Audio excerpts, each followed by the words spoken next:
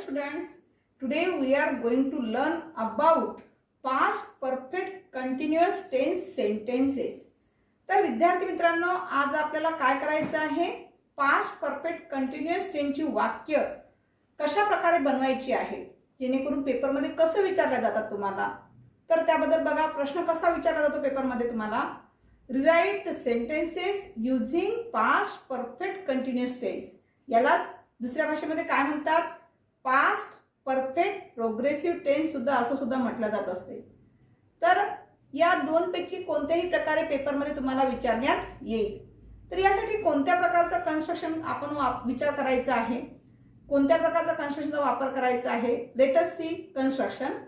Subject plus had been plus V1 ing plus object. ह्या कन्स्ट्रक्शनचा वापर आपल्याला सेंटेन्स बनवताना करायचा आहे.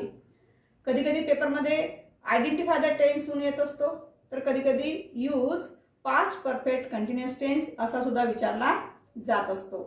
तर let us see some examples. Number 1, she has been cooking food for 2 hours. बघा, या वाक्यामध्ये जो सब्जेक्ट आहे तो सब्जेक्ट कोणता दिसतो आहे, शी. शी इज अ सब्जेक्ट हियर. त्यानंतर दिलेल्या वाक्यामध्ये हॅज बीन कुकिंग दिसते आहे.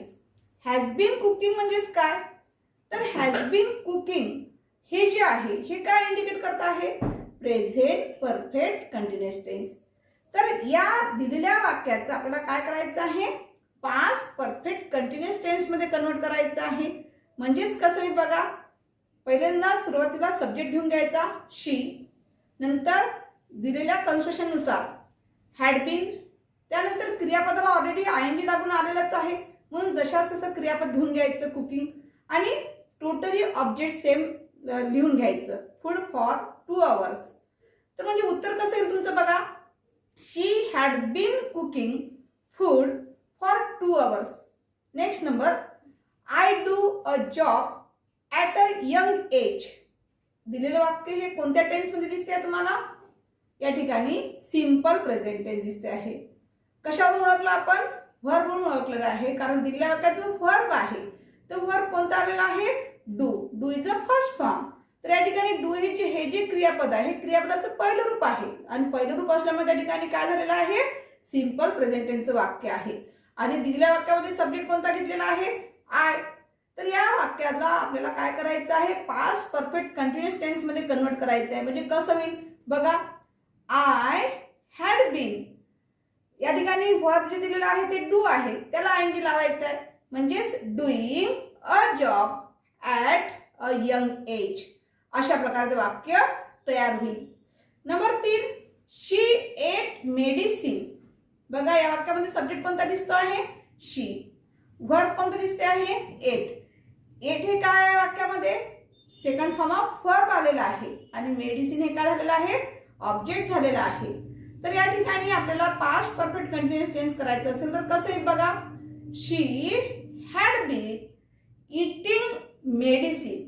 म्हणजेच आपण या ठिकाणी व्हर्बला आयएनजी लावलेला आहे, पण त्या व्हर्बचं पहिलं रूप घेतलं आहे. एटचं फर्स्ट फॉर्म काय होईल, इट, आणि इटला आपण काय लावलेलं आहे, आयएनजी लावलेला आहे, म्हणजेच इटिंग, आणि नंतर आपण ऑब्जेक्ट घेतलेला आहे. Number next, I learn English असं दिलेलं आहे. या वाक्यामध्ये सब्जेक्ट कोणता दिसतो आहे, आय.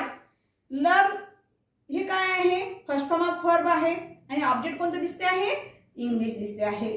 म्हणजेच याला कन्वर्ट कशामध्ये करायचं आहे, पास्ट परफेक्ट कंटिन्युअस टेन्स मध्ये कन्वर्ट करायचं आहे. म्हणजेच कसं होईल, I had been learning English. कारण या ठिकाणी जे लर्न आलेलं होतं हे लर्न कोणतं रूप आहे, क्रियापदाचं पहिलं रूप आहे, फर्स्ट फॉर्म ऑफ व्हर्ब आहे, त्यामुळे त्याला डायरेक्ट आपण काय घेतलेला आहे विद्यार्थी मित्रांनो, आयएनजी घेतलेला आहे.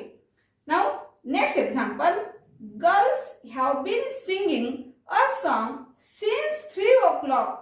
बघा, दिलेल्या वाक्यामध्ये जो सब्जेक्ट आहे तो सब्जेक्ट कोणता दिसतो आहे, गर्ल्स दिसतो आहे. गर्ल्स हा जो सब्जेक्ट तो कसा आहे, प्लुरल आहे.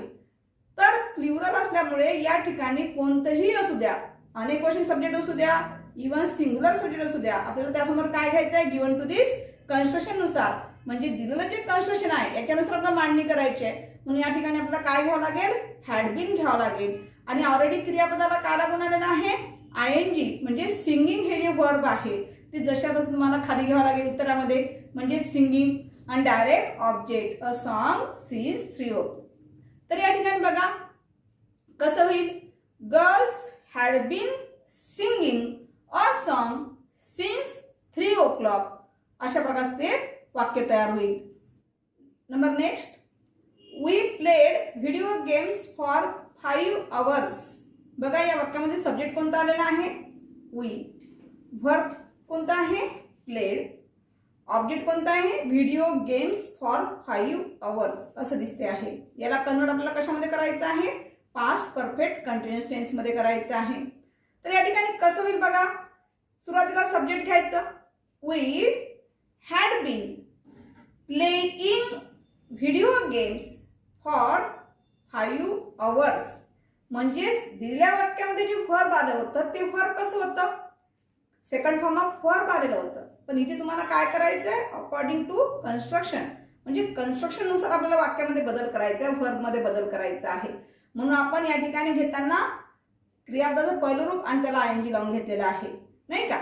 चला number next, Neha scolds her son for being lazy. या वाक्यामध्ये सब्जेक्ट बघा कोणता आलेला आहे, नेहा. वर्ब कोणता आलेला आहे, स्कोल्ड्स, त्याला यस प्रत्यय लागलेला आहे.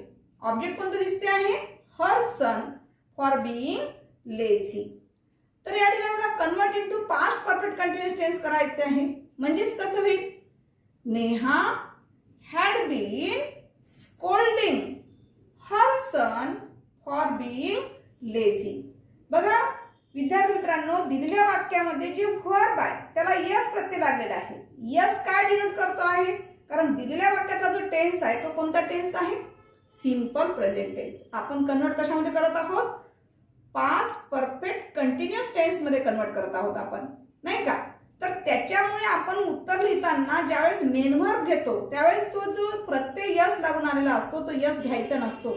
तर तो यस कट करून त्या ठिकाणी काय करायचं, तुम्हाला ING घ्यायचं असते. म्हणजे जसं की आपण वाक्यामध्ये स्कोल्डिंग हे वर्ब घेतलेलं आहे. Number next, the players were practising hard for the final match. बघा दिलेल्या वाक्यात सब्जेक्ट कोणता दिसतो आहे, द प्लेयर्स दिसतो आहे. आणि त्यानंतर पास्ट टेन्स टू बी रूप दिसते आहे, वेअर. त्यानंतर क्रियापदाला ING लागून आलेला आहे, प्रॅक्टिसिंग हे तुमचं वर्ब झालेलं आहे. आणि जो रेस्ट ऑफ सेंटेन्स आहे म्हणजे ते कोणता आहे, hard for the final match. हा जो शब्द दिसतो आहे ज्याला आपण ऑब्जेक्ट म्हणून म्हणतो ते. आता याचं उत्तर कसं तयार होईल बघा, the players had been practising hard for the final match. विद्यार्थी मित्रांनो, कोणताही सब्जेक्ट जरी असेल, सिंग्युलर असू द्या प्लुरल असू द्या, त्यासमोर तुम्हाला अकॉर्डिंग टू कन्स्ट्रक्शन, दिलेल्या कन्स्ट्रक्शननुसार तुम्हाला काय करायचं आहे, हॅड बीन घ्यायचं आहे. या ठिकाणी बदल करता येणार नाही. Now number next, Reena was painting the wall carefully. बघा या वाक्यामध्ये सब्जेक्ट कोणता आलेला आहे, रीना हा सब्जेक्ट आलेला आहे. त्यानंतर टू बीचं रूप कोणते दिसते तुम्हाला इथे, past tense to be form दिसते जे की वॉज. कारण रीना ही सिंग्युलर आहे त्यामुळे टू बीचं रूप सुद्धा त्या ठिकाणी घेताना कोणतं घेतलेलं आहे, singular to be form past tense घेतलेला आहे. त्यानंतर क्रियापदाला ING लागून आलेला आहे म्हणजेच पेंटिंग. आणि बाकीचं जे वाक्य आहे द वॉल केअरफुली हा म्हणजे रेस्ट ऑफ सेंटेन्स, त्याला आपण ऑब्जेक्ट असं म्हणत असतो. बघा याचं उत्तर कसं तयार होईल, Reena had been painting the wall carefully. अशा प्रकारचं ते वाक्य तयार होईल. Number next, Neha is searching a thing. बघा या वाक्यामध्ये सब्जेक्ट कोणता दिसतो आहे, नेहा. या ठिकाणी टू बीचं रूप कोणतं आलेलं आहे, इज आलेला आहे.